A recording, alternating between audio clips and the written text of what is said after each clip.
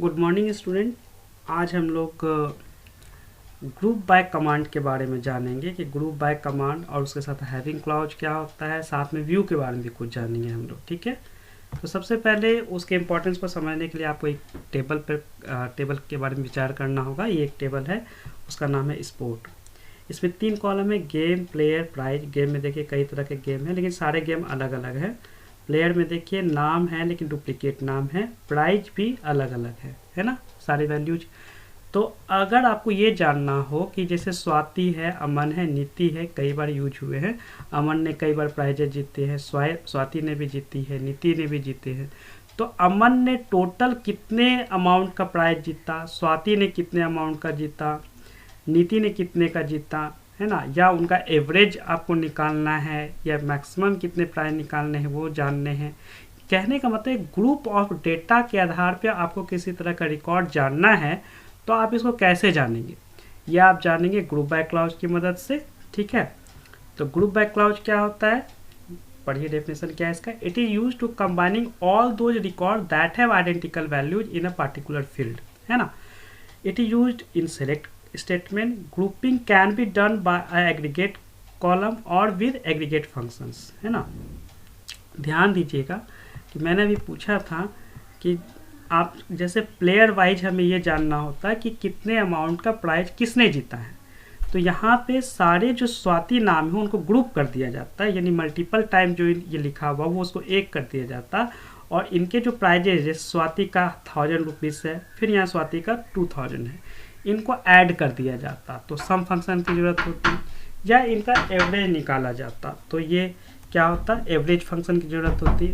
तो आप ये जानेंगे ग्रुप बाय की मदद से हम लोग आइडेंटिकल डेटा पर काम कर सकते हैं। ग्रुप ऑफ डेटा जो होता है आपका, उस पर हम लोग कुछ काम कर सकते हैं, उनका समेशन निकाल सकते हैं, एवरेज निकाल सकते हैं।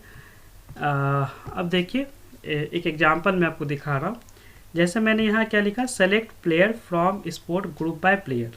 इसने क्या किया, आउटपुट यहाँ देखिए, प्लेयर अमन, नीति, स्वाति, 3 ही नाम थे जो बार बार रिपीट हो रहा है। तो डुप्लीकेट जो है, जो भी डेटा आ रहा है उसको समाप्त कर देता है। आपको समझ में आएगा, सेलेक्ट के बाद जिस कॉलम का हमने नाम लिखा है उसी कॉलम को हमने यहाँ ग्रुप बाय किया है। तो इसने क्या किया, सारे नाम जो है एक तरह का नाम उसको ग्रुप कर दिया, और जो डुप्लीकेट डेटा था उसको उसने समाप्त कर दिया। तो ग्रुप बाय का मेन काम ये है कि एक तरह के रिकॉर्ड को ग्रुप करना। फिर यहाँ एग्जांपल में आप देख सकते हैं, मैंने यहाँ लिखा select player comma game from sport group by player. तो इसने प्लेयर को भी ग्रुप किया। और यहाँ गौर कीजिएगा, चूंकि अमन पहली बार क्रिकेट के साथ आया था, तो इसके गेम में क्या आ रहा है, क्रिकेट। सेकेंड टाइम में अमन के साथ सॉकर आ रहा था, वो नहीं दिखेगा, क्योंकि इसने क्या किया है कि मल्टीपल अमन को मिला करके एक कर दिया। इसी तरह से नीति का देखिए, फर्स्ट टाइम में हॉकी आया था, इसलिए उसका गेम में क्या आ रहा है, हॉकी आ रहा है ना। इसी तरह से स्वाति जो है उसका फर्स्ट गेम क्या आ रहा है, रनिंग। तो यहाँ आउटपुट पे ये दिखा रहा है। तो प्लेयर को इसने ग्रुप किया, और क्योंकि हमने यहाँ क्या लिखा है, ग्रुप बाय प्लेयर, और उसके साथ वाला जो कॉलम है उसमें वो डेटा दिखाता है जिसमें वो पहली बार वो नाम आया था। क्लियर हो रहा होगा। फिर इसी तरह से आप देखिए, यहाँ पे मैंने लिखा select player sum of prize from sport group by player. तो इसने क्या किया, सबसे पहले तो प्लेयर को ग्रुप किया, अमन, नीति, स्वाति को एक एक टाइम लिखा, और अमन के जितने भी प्राइज थे उनको सम करके लिख दिया। यहाँ देखिए, अमन का 5000 था, फिर अमन का 3000 था, उसने सम करके यहाँ 8000 दिया। इसी तरह से नीति को लिखा, और नीति के 2 टाइम्स थे, 1500 और 2500, उसको सम करके 4000 किया। इसी तरह से स्वाति के रिकॉर्ड को उसने सम किया। तो जो आप एग्रीगेट फंक्शंस आपने पहले भी पढ़ा है, क्या क्या होता था, सम, एवीजी, मीन, मैक्स और काउंट, ये सारे फंक्शंस आप ग्रुप बाय के साथ यूज कर सकते हैं। यहाँ देखिए, यहाँ एवीजी यूज किया गया है, तो यहाँ पे सम नहीं करके क्या किया गया, एवरेज निकाला गया है। इसी तरह से आप यहाँ देखिए, यहाँ कई फंक्शंस मैंने अप्लाई कर दिया। सेलेक्ट प्लेयर, देखिए प्लेयर कॉलम आया, और मैंने ग्रुप बाय प्लेयर किया हुआ है, इसलिए इसको ग्रुप किया गया है। काउंट प्लेयर, तो काउंट अमन कितनी बार था, नीति कितनी बार था, स्वाति कितनी बार लिखा हुआ था, वो सभी काउंट करके इसने दिया। सम ऑफ प्राइज, सारे जो प्लेयर है उनके प्राइज को सम करके इसने दिया। फिर एवीजी प्राइज, सारे जो एवरेज है ना उनके प्राइजेस के वो निकाल करके उसने दिए। तो ये समझ में आएगा ग्रुप बाय क्या होता है। हैविंग क्या होता है? हैविंग का यूज ग्रुप बाय के साथ ही करते हैं। एक्चुअली होता है क्या, ग्रुप बाय का जो आउटपुट आता है उसमें भी अगर आप कुछ कंडीशन लगाना चाहते हैं तो आप हैविंग का यूज कर सकते हैं। एग्जांपल के लिए यहाँ देखिए आप, सेम कमांड मैंने लिखा हुआ, select player, count of player, comma sum of prize, AVG prize from sport group by player. एक नया लाइन मैंने इसमें क्या ऐड कर दिया कि having sum of prize less than 5000, है ना। तो अब ये क्या करेगा, ये रिकॉर्ड, ये आपको डेटा दिखाएगा, लेकिन उसका ही डेटा दिखाएगा जिसके की प्राइज की वैल्यू 5000 से कम हो। अगर आप पिछले वाले आउटपुट को देखें तो यहाँ देखिएगा आप कि यहाँ आपका जिनका प्राइज का वैल्यू 5000 से सम ऑफ प्राइज का देखिए 8000 अधिक था, तो इसने इसका डेटा नहीं दिखाया, लेकिन ये इसका डेटा दिखाएगा।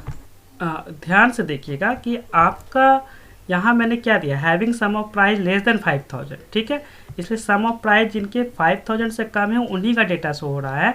इसके पहले जब मैंने हैविंग नहीं लगाया था तो देखिए आउटपुट ये था, यहाँ पे सम ऑफ प्राइज किसी का 8000 था, किसका था, अमन का। इसलिए ये अमन वाला रो है, ये डिस्कार्ड हो गया जब हमने हैविंग का यूज किया। तो अब डेटा कुछ ऐसा आ गया, क्योंकि हमने कंडीशन दे रखा है having sum of prize less than 5000, और उसका सम ऑफ प्राइज अमन का कितना था, 8000, इसलिए उसको उसने डिस्कार्ड कर दिया। मेरे ख्याल से आपको समझ में आ गया होगा। अब इसे प्रैक्टिकल करके हम लोग देखेंगे। देखिए सबसे पहले आप माई स्कूल ओपन कर लीजिए। ओपन करने के बाद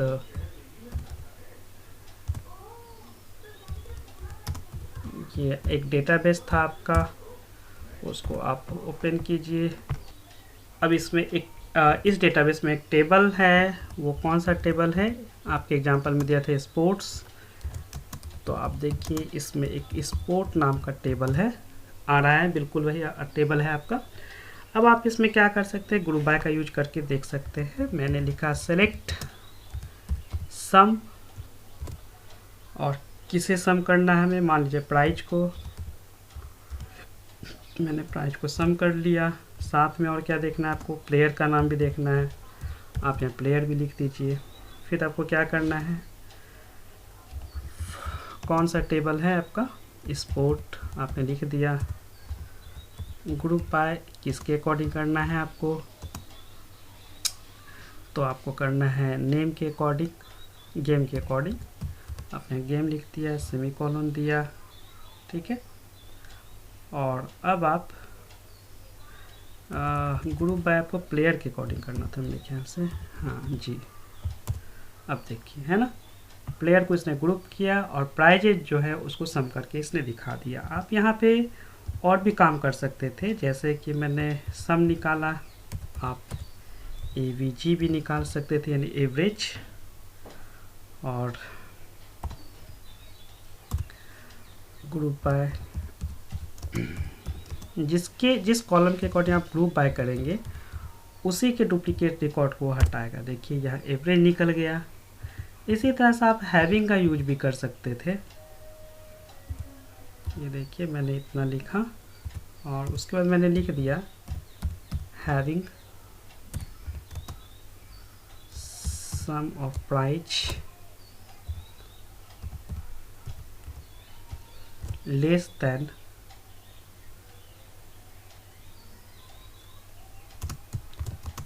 5000, यही था क्वेरी आपका। अब देखिए, तो इसने इसके पहले जो आपने आउटपुट देखा था कि पहले 8000 आ रहा था, है ना, अब ये नहीं आ रहा है।